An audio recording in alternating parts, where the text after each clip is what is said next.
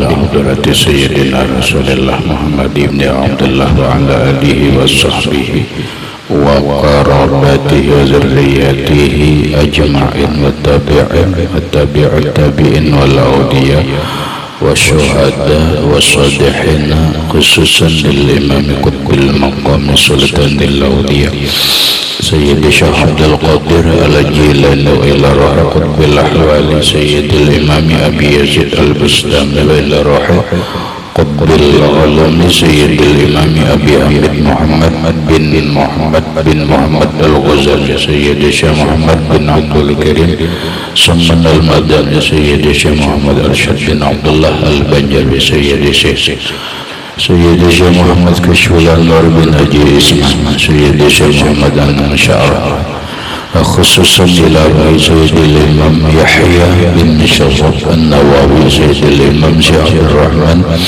بن أبي بكر جلال الدين السيد وسيد الإمام أحمد بن حسين المعروف بأبي سجى وسيد الإمام شيخ إبراهيم البجوري سيد الإمام سيد أحمد المرزوقي المالكي سيد الإمام شيخ محمد نواوي بن عمر البغدادي إلى أرواح أهل سندنا المتصل إليهم وخصوصا إلى روح سيدي ومرشدي ومربي الروح سيد الشيخ محمد زين بن عبد الغني الأرواح جميع مشايخنا ومشايخنا الله الكريم يتغشاهم بالرحمة والمغفرة ويعلي درجات بالجنة يعلو علينا وعلى أهل بيتنا وأولادنا وذرياتنا من بركاتهم ومن بركة علومهم وأسرارهم وأنوارهم ومعارفهم وكراماتهم نسألك يا رب بركاتهم وكراماتهم اشف أمراضنا الظاهرية والباطنية وأسقامنا وعلالنا وأوجاعنا شفاء عاجلا لا يغادر سقما ولا ألما وصحح جسدنا ونور قلوبنا بنور معرفتك وسلمنا وعلى بيتنا وأولادنا وذرياتنا من آفات الدنيا وفتنها وبلائها ووبائها ومصائبها وشر الدنيا وشر الآخرة وارزقنا وإياهم رزقا واسعا حلالا طيبا مطيبا مباركا من غير قصد ولا تعب ولا مشقة ومن حيث لا يحتسب وجعلنا وإياهم من عبادك الصالحين ومن العلماء العاملين ومن أوليائك المتقين ومن أهل الجنة الفردوس النعيم ومن أهل النظر إلى وجهك الكريم بسر النبي وآل النبي لهم الفاتحة. أعوذ بالله من الشيطان الرجيم بسم الله الرحمن الرحيم الحمد لله رب العالمين الرحمن الرحيم مالك يوم الدين إياك نعبد وإياك نستعين اهدنا الصراط المستقيم صراط الذين أنعمت عليهم غير المغضوب عليهم ولا الضالين آمين. بسم الله الرحمن الرحيم الحمد لله رب العالمين والصلاة والسلام على أشرف الأنبياء والمرسلين سيدنا وحبيبنا وشفيعنا وطبيب قلوبنا محمد وعلى آله وصحبه أجمعين وسبحان الله والحمد لله ولا إله إلا الله والله أكبر لا حول ولا قوة إلا بالله العلي العظيم. السلام عليك يا سيدي يا رسول الله السلام عليك يا سيدي يا حبيب الله السلام عليك يا سيدي يا خير خلق الله السلام عليك يا إمام الأنبياء والمرسلين السلام عليك يا ختم النبيين السلام عليك يا رحمة للعالمين السلام عليك أيها النبي ورحمة الله وبركاته.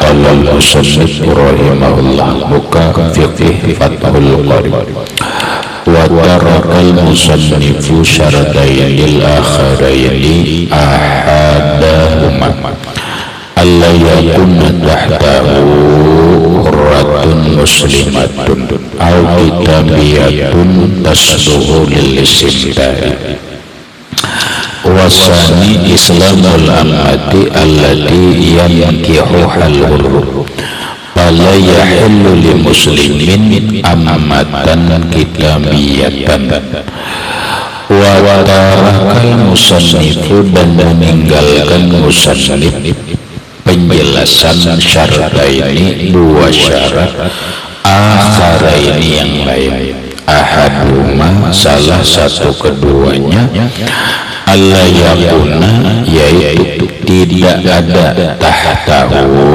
di bawahnya hurratun muslimatun perempuan muslimah yang merdeka au kitabiyatun atau perempuan yang kitabiyah hamba kitabiyah tasluhu lil istimta yang layak yang pantas yang baik untuk bersedap-sedap atau kesenangan. Wasani yang kedua islamul ammati agamanya Islam budak perempuan tadi allati yang kihuha yang dia nikahi al-hurru oleh orang yang merdeka fala yahillu lil muslimin maka tidak halal atau haram bagi seorang laki-laki muslimun ammatan kitabiyatan menikahi budak sahaya perempuan yang kitabiyah. Kitabiyah ini ahlul kitab. Penjelasan bahwa yang lewat dijelaskan bahwa perempuan tidak boleh laki-laki yang merdeka seperti kita menikahi budak sahaya perempuan kecuali dua syarat. Nah, dua syarat itu yang pertama, laki-laki atau kita tidak mempunyai duit untuk menjujur perempuan yang merdeka. Yang kedua, takut berzina. Takut berzina. Kenapa? Karena perempuan yang merdeka tidak ada, dikhawatirkan berzina. Nah, namun oleh syarah Imam pensyarahnya Imam Ahmad bin Husain juga itu kan di dalam kitab Wayadul Ikhtisar. Lalu oleh syarahnya kitab Fathul Gharib kata beliau tarakal musannifu syartaini akharin.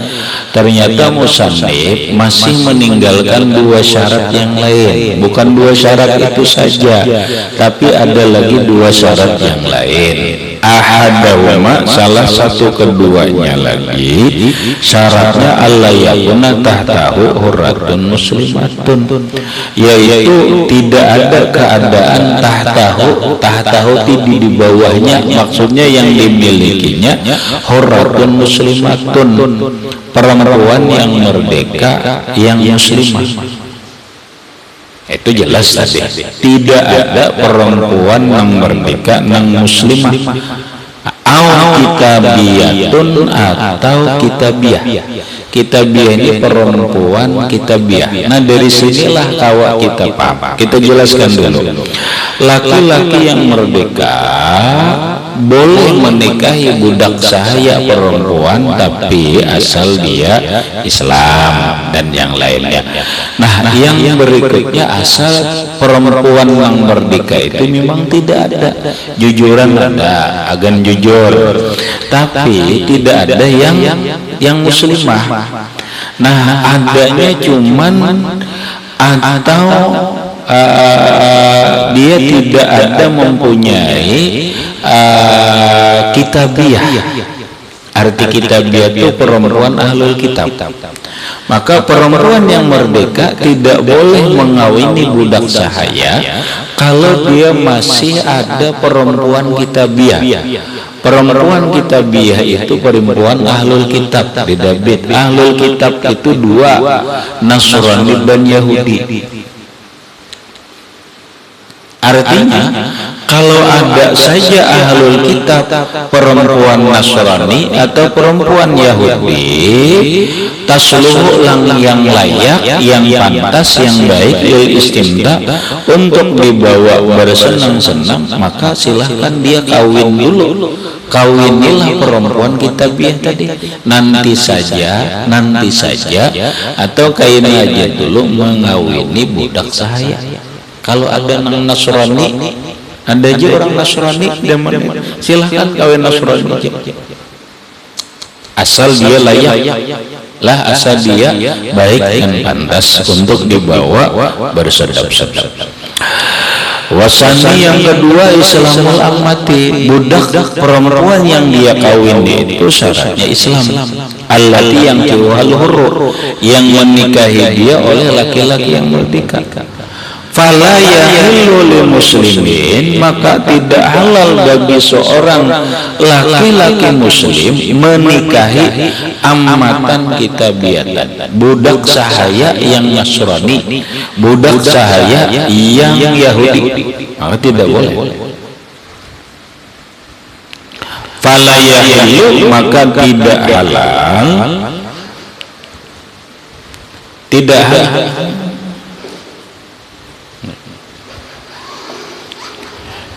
halal bagi laki-laki yang merdeka seperti kita menikahi seorang budak sahaya yang kitabiah, tidak boleh.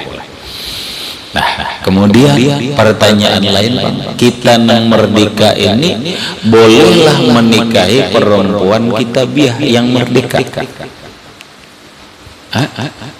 Kalau memahami di sini boleh. Asal bujur-bujur orang itu kitabiah lah.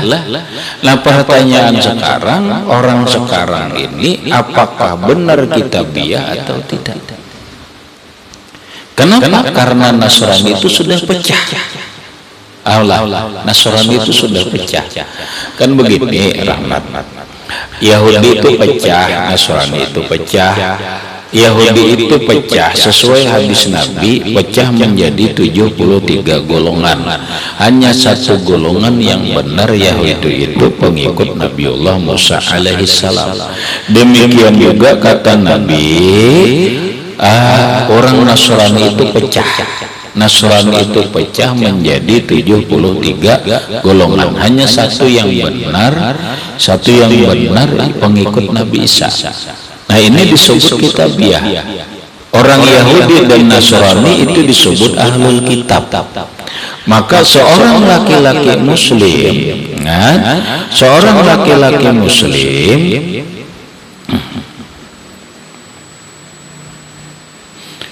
tidak boleh menikahi ammatan kitabiatan, budak yang kitabiah, sawaun kana hurran aw raqiqan, sama ada dia si muslim tadi seorang yang merdeka ataupun tidak boleh.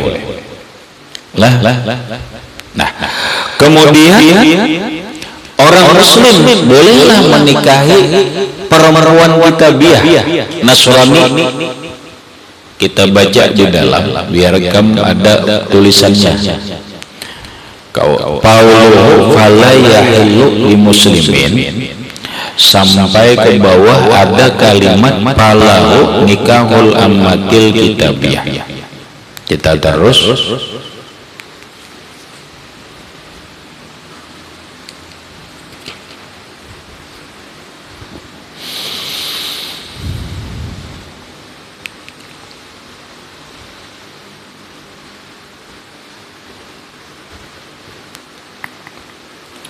Wah, tapi pahamannya gampang aja deh. Ini kedada di sini.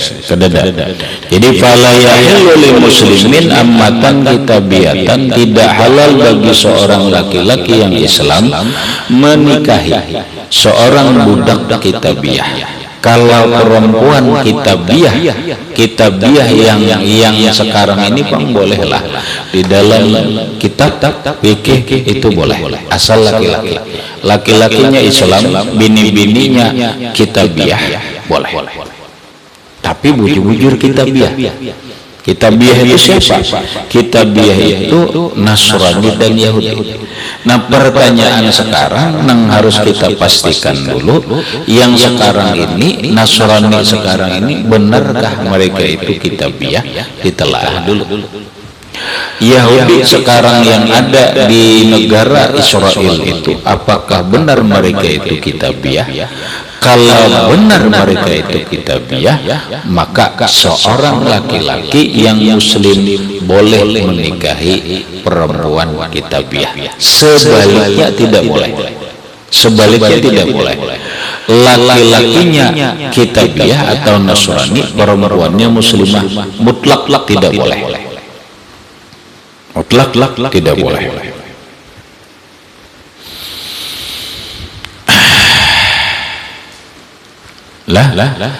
Perempuannya Islam atau muslimah, laki-lakinya kitabiah, Nasrani, ahlul kitab, boleh? Tidak boleh. Laki-lakinya Yahudi, kitabiah, boleh? Tidak boleh. Yang boleh laki-lakinya muslim, perempuannya ahlul kitab, Nasrani ahlul kitab, perempuannya Yahudi ahlul kitab, boleh.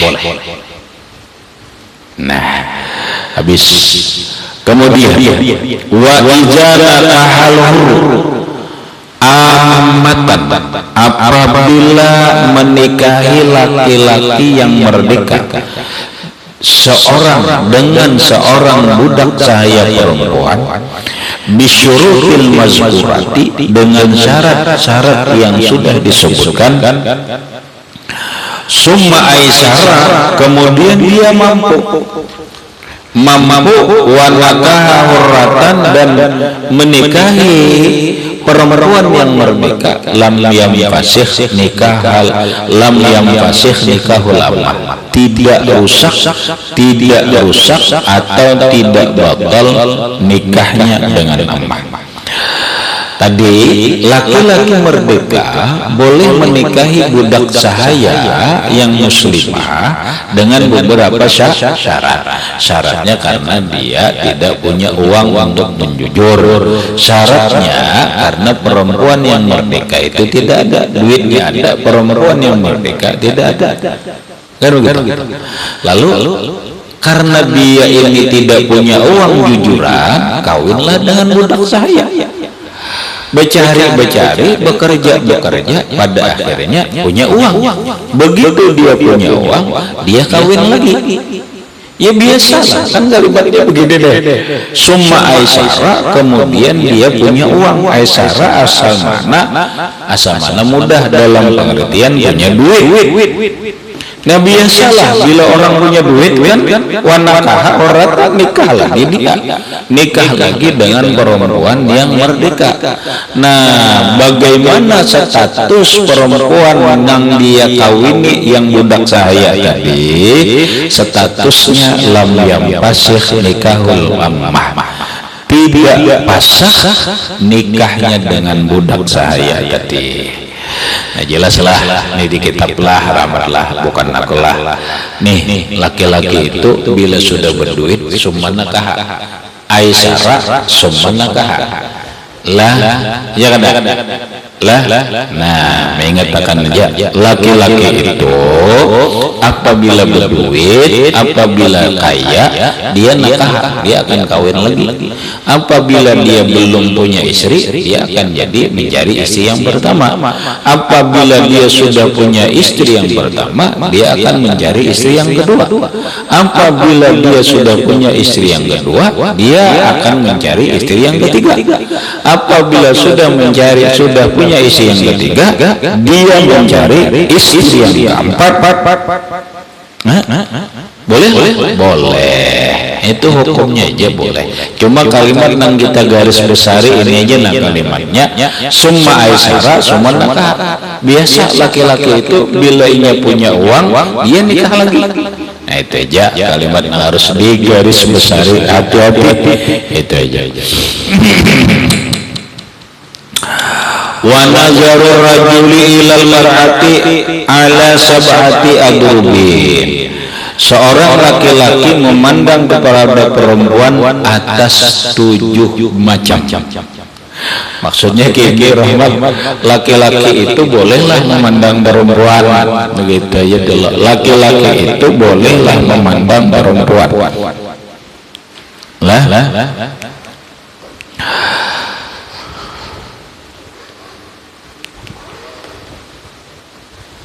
Laki-laki itu boleh nggak memandang perempuan? Nah, lalu urusan memandang perempuan, laki-laki memandang perempuan itu kata musannif, wa nazarur rajuli ilal mar'ati, memandangnya seorang laki-laki kepada perempuan ala sab'ati adrubin, atas 7 macam. Jadi 7 macam kalau laki-laki memandang perempuan itu.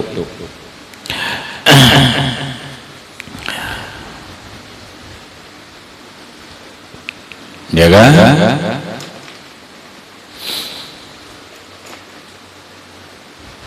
Nah, kita baca di dalam dulu. Qauluhu wa nazar. Syuru'un fi ahkamin nazar wa aqsamihi. Pengarang kitab masuk membicarakan hukum memandang perempuan dan pembagian-pembagiannya. Wala yakhfa annal mutasaba lil maqam innama huwa an-nazar li ajlin nikah. Tidak tersembunyi bahwa selayaknya atau yang sesuai tempatnya hanya saja memandangnya seorang laki-laki kepada perempuan itu li ajlin nikah, karena untuk nikah. Wa huwa alladhi zakarahul musannif bi qawlihi wa rabi'u an-nazar al nikah. Tapi kan musannif membagi tentang pandangan laki-laki kepada perempuan atau memandangnya laki-laki kepada perempuan. Yang selayaknya itu seorang laki-laki memandang perempuan itu hanya untuk nikah, kan begitu. Tapi kita bagi dulu. Nah, karena di dalam kitab Ghayatul Ikhtisarnya itu masalah memandang itu ada 7 macam. Nah, disyarah dulu kita syarahnya atau khasyiyahnya. Ada yang keempat memandang karena nikah, fayuzu ilal wajhi wal kafaini, maka bagi laki-laki boleh memandang perempuan itu muka dan 2 tapak tangan kalau memang untuk dia mencari perempuan yang ingin dinikahinya. Wa inna ma zakara baqiyatal aqsami ala wajhi istizad wa aisu haruman nazar harumal masu li'annahu ablagu min bilazat wa syarati syahwat. Kalau sudah apabila haram memandang, haram menyentuh, ini jelas saja. Memandang perempuan yang bukan mahramnya itu haram, apalagi menyentuh. Li'annahu ablagu minhu fil lazat, karena menyentuh itu lebih bersangkutan daripada memandang dalam kelezatan wa isarati syahwat, dan membangkitkan syahwat. Wa yahrumu ittija'u rajulaini awil mar'ati fi saubin wahidin. Nah, nih, hati-hati di pondok. Haram berbaring 2 orang laki-laki atau 2 orang perempuan dalam satu pakaian. Atau bahasa pahamnya di pondok, nah di pondok aja diharamkan 2 laki-laki berebahan, mau guringan, mau berebahan, mau rebahan satu tapi 2 orang. Nah, pedulah.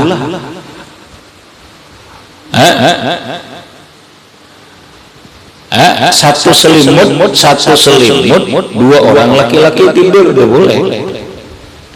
Satu tapih, satu sarung 2 orang laki-laki, udah boleh.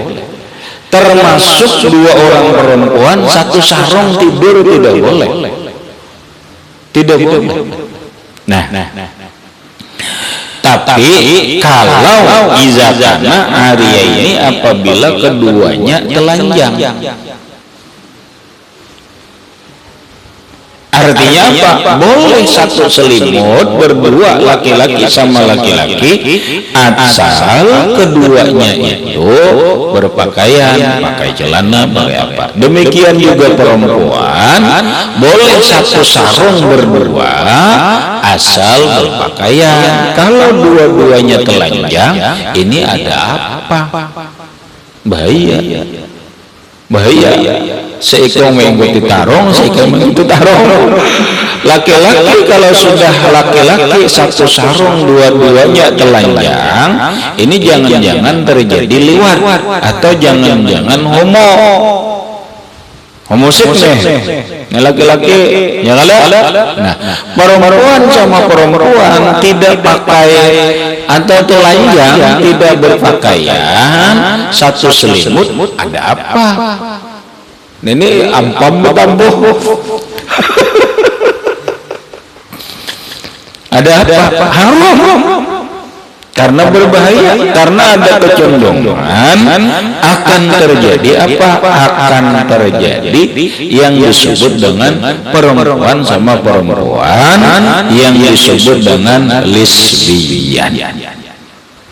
Wa inna kullun minhuma fi janibin bil firash, sekalipun salah satu tiap orang dari keduanya di samping hamparan, walaupun ini sama-sama rahmat, sama-sama telanjang, tapi kedua hadapan berbelakangan, tetap tidak boleh. Nih rahmat, lu gini, ini orang satu sarung berhadapan, ini apa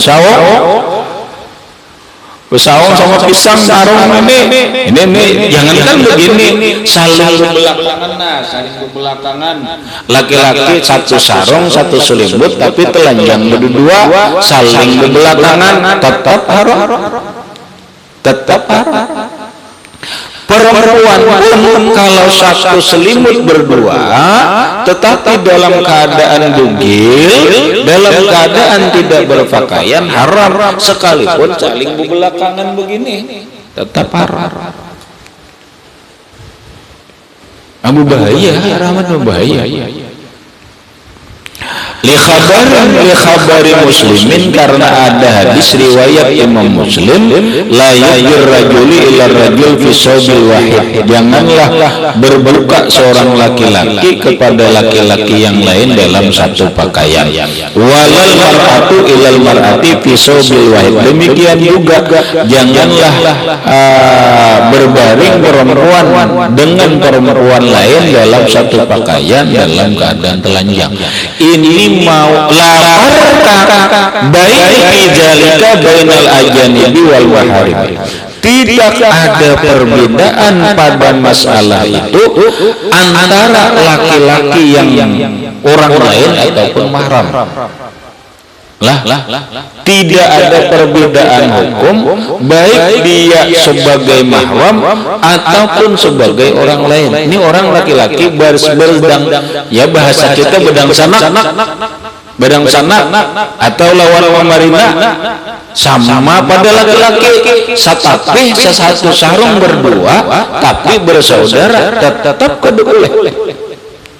Ini perempuan sama perempuan, tapi dia satu bibinya, satu anak keponakan, berarti kan mahram enggak? Mahram tetap tidak boleh.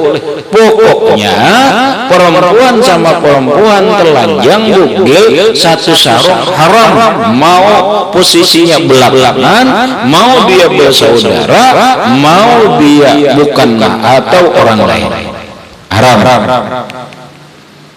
Kenapa? Ya berbahaya.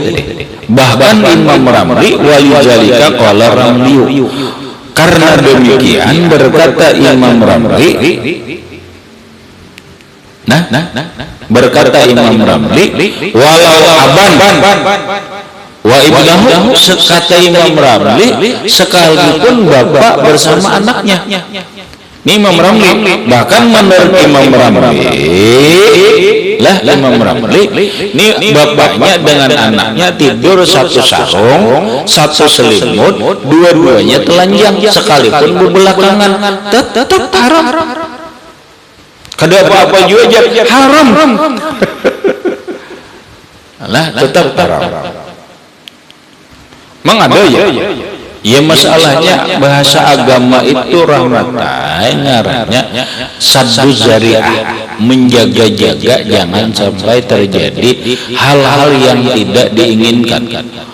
Umpama masa orang bersaudara perempuan sama perempuan kan begitu, perempuan sama perempuan lalu satu sarung satu selimut telanjang sama telanjang, kata perempuan wah gak mungkin lah sama saudara, itu kan menurut kita. Tapi yang namanya nafsu dan setan tetap bisa menggoda. Banyak loh orang bersaudara berzina, bahkan ada orang seorang anak berzina dengan ibunya, bahkan ibunya berzina dengan anaknya. Itu kan banyak terjadi. Nah makanya agama itu menjaga hal-hal tersebut jangan sampai terjadi, karena iza qamat zakar zaba sulusai akli. Apabila tarung ini sudah berdiri cagat, apabila nafsu seksual ini sudah tinggi, zakarnya ini sudah tegak, zahaba sulusai akli, 2/3 akal ini hilang dia. Paham? Orang sudah tidak terkendali lagi, akalnya sudah kada bisa berpikir normal lagi. Oh ini saudaraku, ini adikku, ini ibuku, ini anakmu, sudah normal. Kenapa? Karena sudah pikirannya sudah dikuasai oleh nafsu seksual, bahkan dibantu oleh setan. Nah oleh karena demikian agama itu menjaga hal-hal, menutup pintu yang demikian. Salah satunya adalah jangan sampai tidur satu selimut berdua dalam keadaan bugil. Haram, sekalipun anak dengan bapak dengan anaknya, sekalipun ibu dengan anaknya. Karena bahaya.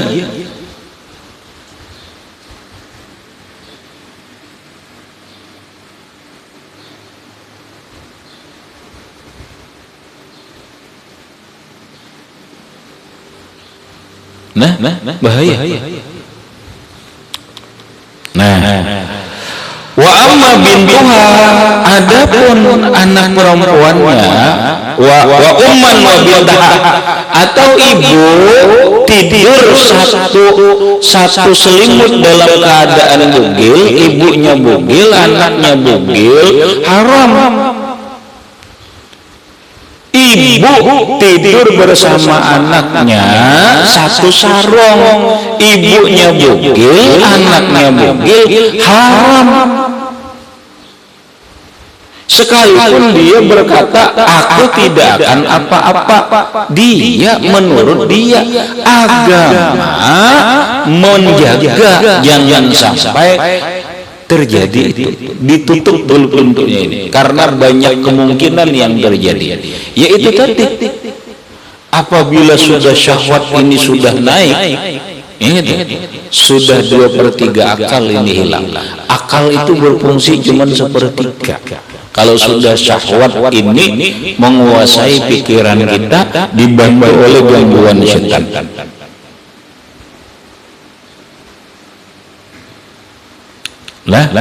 Jadi nyatakan seorang ibu dengan anaknya perempuan haram, terlarang tidur bersama dalam keadaan bugil. Wa naza'a fil usul fi ghairi mazhaban wa sabis. Baik, wa yusanna musafahatur rajulaini, dan disunatkan bermusafahah laki-laki sama laki-laki. disunatkan musafahah. Musafahah itu bersalaman dua orang laki-laki, maksudnya laki-laki dengan laki-laki, itu hukumnya sunnah.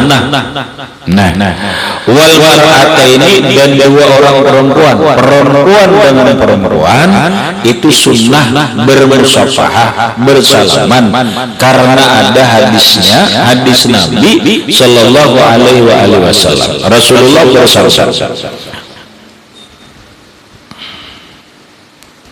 "Mamin muslimaini yaltaqiyan," tidak ada dua orang yang muslim berjumpa, baik laki-laki dengan laki-laki, perempuan dengan perempuan, fayatasafahani, kemudian bersalaman keduanya, illa ghufira lahuma, kecuali diampuni bagi keduanya, qabla ayyatafarraqa, sebelum mereka berpisah.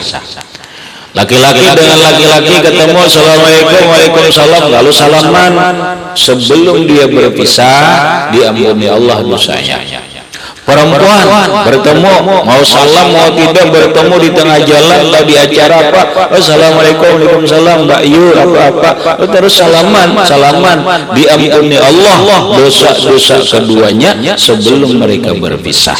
Makanya perempuan sunat salaman ketika bertemu dengan sesama perempuan, laki-laki sunat salaman ketika bertemu dengan sesama laki-laki. Terus wa yustasnal amradul jamil, dikecualikan laki-laki yang tampan tapi amrad, bahaya juga nih, fatuhramu musafatuhu, maka diharamkan bersalaman dengan laki-laki amrad. Laki-laki amrad ini laki-laki yang bulu-bulunya masih bulu anak, pipinya menggemaskan, gemoy lagi nih. Masih ada dapat rumusnya. Gemoy itu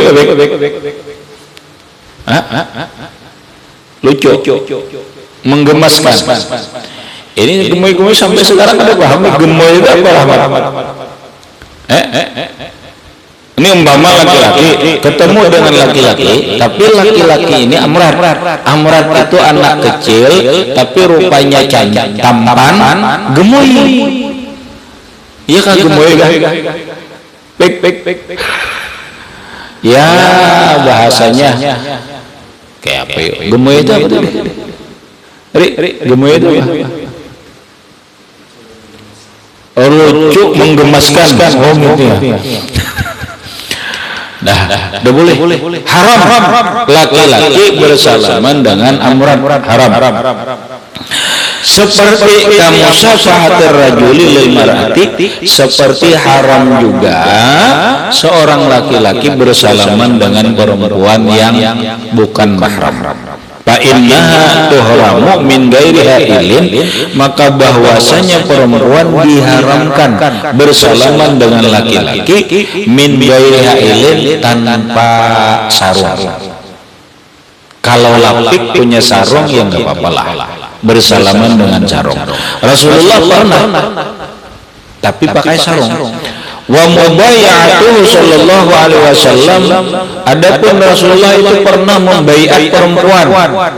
Apakah Rasulullah membaiat perempuan itu dengan cara salaman?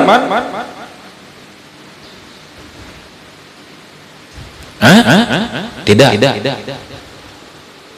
Rasulullah itu membaiat perempuan di zaman beliau, innama kanat bil qaul la bil musafahah, hanya saja dengan perkataan, bukan dengan salaman. Ada orang salah mubayyah itu mau pakai sumpah setia tapi pakai salaman, laki-laki pakai salaman, pakai begini sumpah setia. Kalau laki-laki sama laki-laki silahkan, tapi kalau laki-laki dengan perempuan lalu bikin baiat, mau masuk tarekat atau apapun lalu bersalaman, haram, kecuali pakai sarung. Kalau pakai sarung silahkan.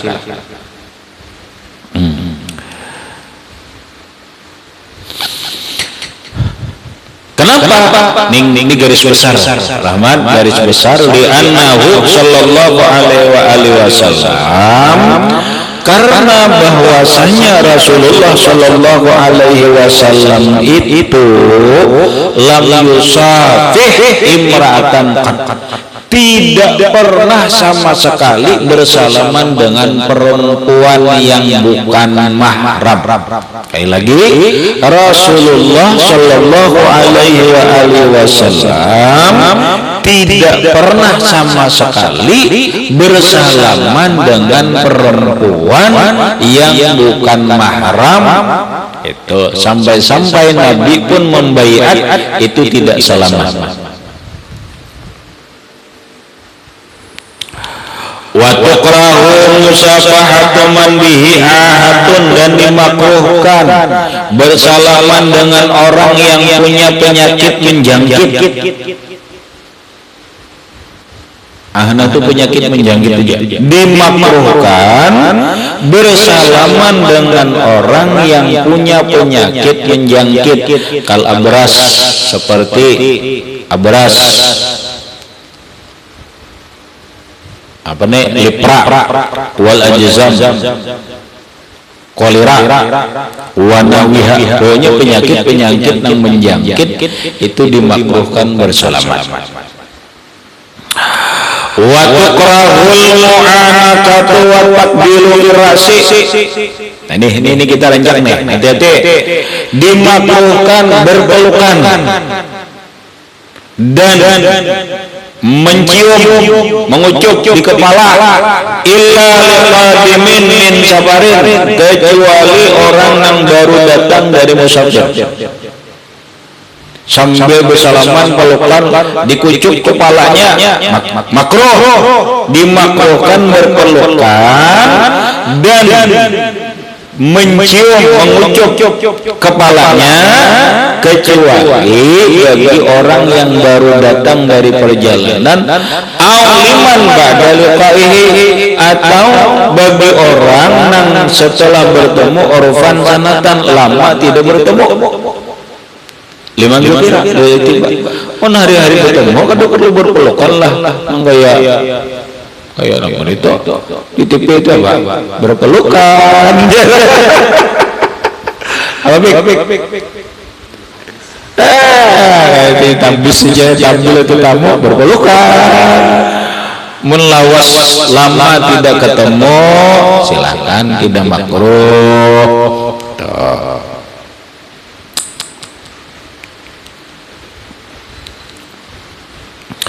Wa yusannu taqbilu yadi, dan disunatkan mencium tangan li sholahin, karena orang itu soleh. Bila orang soleh sunat dicium tangannya. Wa nahwihi, dan seumpamanya minal umur diniyati, daripada urusan-urusan agama.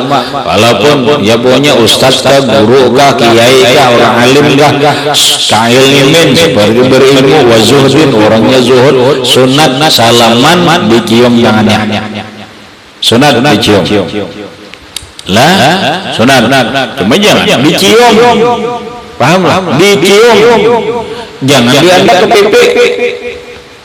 Ini bersalaman, bersalaman. Ini kan mencium tangan sudin cium gitu, bukan begini. Itu salah. Sunat mencium tangan orang soleh atau yang selainnya daripada orang yang punya ilmu agama atau orang zuhud. Itu tuh cuma dicium, bukan begini lah. Wa yukrahu dzalika lighanin, dimakruhkan mencium tangan orang karena kekayaannya. Mentang-mentang orang sugih dicium tangannya, makruh. Bahaya. Mencium tangan orang itu karena orang soleh, karena orang tua kita, bukan karena dia orang kaya. Kalau mencium tangan orang kaya itu hukumnya makruh dan berbahaya. Kalau dia sempat merendahkan diri dengan orang yang kaya karena kekayaannya, itu 2/3 agama hilang, haram. wa nahwihi minal umur dunyawiyah, dan selainnya dia mentang-mentang atasan camat mah dicium tangannya, atasan ujar cium tangan, coba aja apa aja, nah ini penjilat jangan makruh.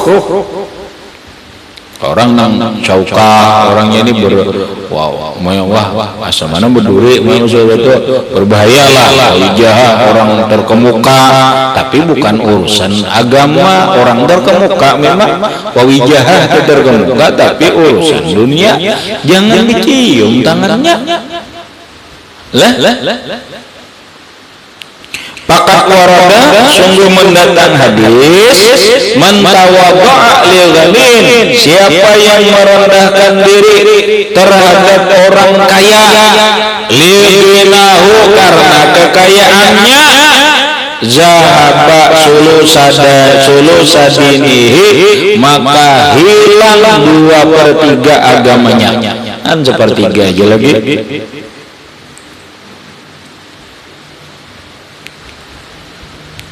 Kama bisyari berikut, wa yusannul qiyamu li ahlil fadli, disunatkan berdiri ketika datang orang yang punya kelebihan dalam agama, ikraman ila akhirih, wallahu a'lam bishawab. Al-Fatihah.